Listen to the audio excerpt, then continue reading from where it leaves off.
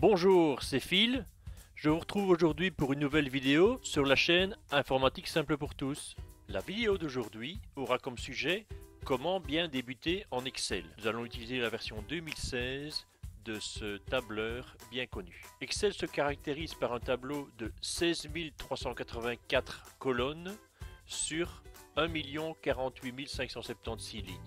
C'est-à-dire que nous avons ici des cellules qui vont en partant de A jusqu'à XFD, donc on a la possibilité de mettre énormément de colonnes, plus de 16 000, et au niveau du nombre de lignes, on va jusqu'à 1 48 576, donc les tableaux peuvent être immenses. En plus, on peut utiliser des onglets différents pour faire différents tableaux qui peuvent être liés ensemble.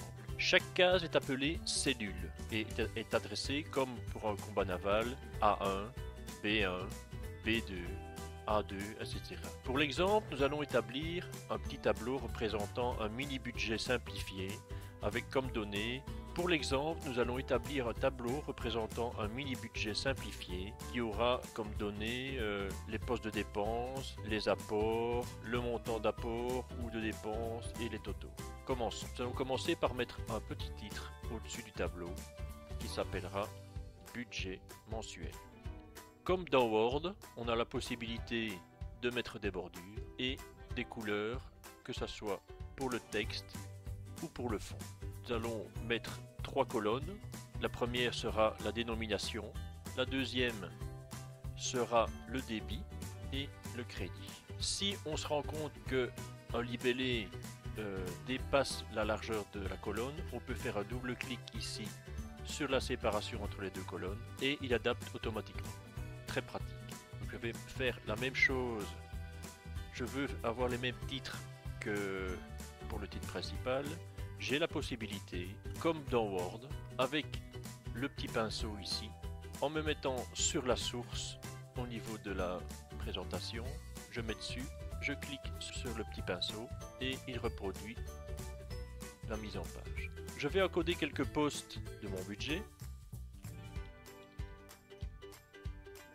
C'est vraiment pour l'exemple. Vous ferez éventuellement votre propre exercice avec vos données et vos postes qui doivent apparaître dans votre budget. Donc ici, on voit que ça dépasse. Je vais à nouveau adapter la colonne. Donc on a dans les différents postes, des postes qui dépensent de l'argent et d'autres qui en apportent. C'est ce qu'on appelle le débit crédit. Donc le débit dépense de l'argent, le crédit vous en apporte. On a la possibilité ici de sélectionner tout ceci et je voudrais mettre, en venant ici au niveau des bordures, je vais remplir toutes les bordures et là je me retrouve déjà avec un petit tableau. J'ai envie par rapport au titre de centrer un peu plus, je vais faire un CTRL X et le déplacer d'une colonne. Maintenant je vais mettre les chiffres au niveau du crédit. Ce sont évidemment des chiffres totalement farfelus. À vous de mettre vos vrais chiffres si vous voulez faire l'exercice de manière réelle. Alors ici on a encodé les chiffres manuellement et je veux avoir ici en dessous un total et je veux que le total reprenne le total des débits, le total des crédits. Et pour ce faire, dans toute cellule Excel, on a la possibilité d'insérer des formules. Et la formule que nous allons voir ici, c'est une formule d'addition. Et je vais faire l'addition suivante. Toute formule commence par un égal. On a la formule qui s'appelle somme. Et je vais lui dire, je fais la somme des cellules qui vont de C7 jusqu'à C21. Parce que ce sont les chiffres qui sont dans la colonne de débit. Et là, il calcule automatiquement tous les chiffres, il en fait la somme pour avoir le total. À savoir que si je modifie n'importe quel chiffre, il va automatiquement modifier la somme. Si je remplace ici le 15 par un 50, on voit que le total a été additionné. Je vais faire la même chose pour les crédits et dans ce cas-ci, ça va être somme de D22 jusqu'à D23. Et là, on a la somme des crédits. Si je veux avoir, je dirais ici, on va mettre en couleur, je voudrais avoir la différence pour savoir si j'ai plus de revenus que de dépenses, je vais simplement faire une soustraction. Et je vais faire égal D24, où il y a le 3000, moins C24, où il y a la somme des dépenses. Et je vois que j'ai une différence de 1045, dans ce cas-ci, euros, on va dire. Et de ce fait-là, j'ai la possibilité de voir si je suis bénéficiaire ou pas. Donc ici, on a, au niveau de la mise en page, un petit titre, des titres de colonne, des données, des additions, une différence ici qui est faite. Maintenant, s'il faut ajouter un poste, on a la possibilité, en sélectionnant la ligne, imaginons que je veuille insérer une ligne ici, je fais clic droit après avoir sélectionné et je fais insertion. Et là, on se rend compte qu'on peut rajouter par exemple le poste carburant moto, par exemple, si j'ai une moto, et que j'en ai pour 25 euros par mois, on va dire. Normalement, il va additionner le total des dépenses et en effet, il l'a fait automatiquement et également le calcul ici a été mis à jour. Si je veux, contrairement à ce que je viens de faire, supprimer un poste, je sélectionne la liste, imaginons ici assurance voiture, je fais clic droit dessus et là je fais supprimer. Il supprime la ligne et il adapte automatiquement les totaux.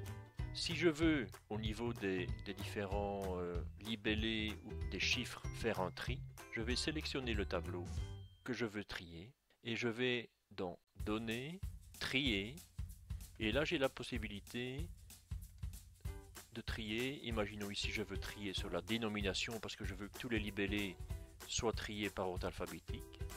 De A à Z, je fais OK.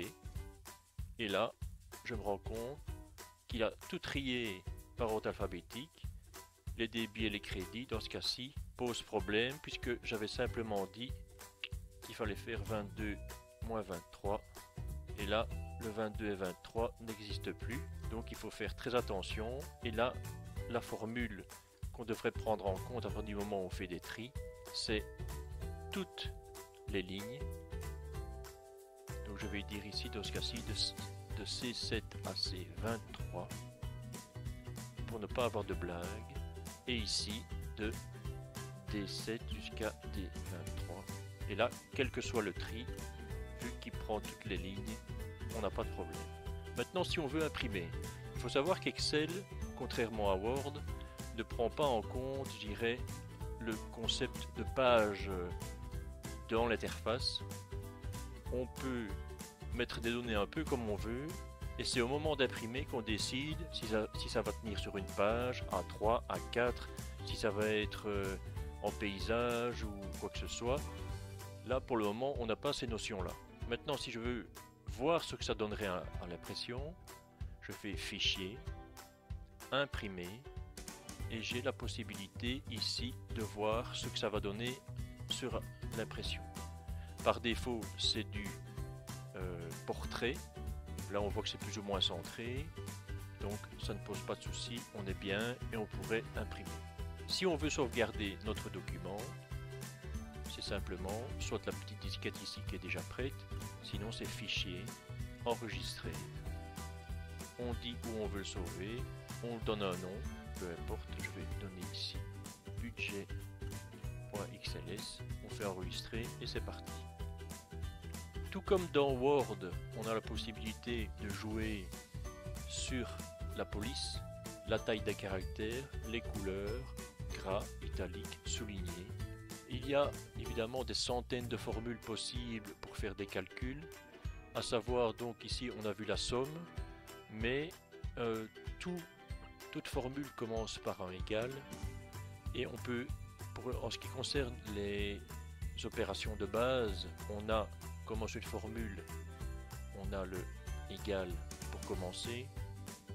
Imaginons que je veuille simplement faire une addition 10 plus 20, c'est 10 plus 20.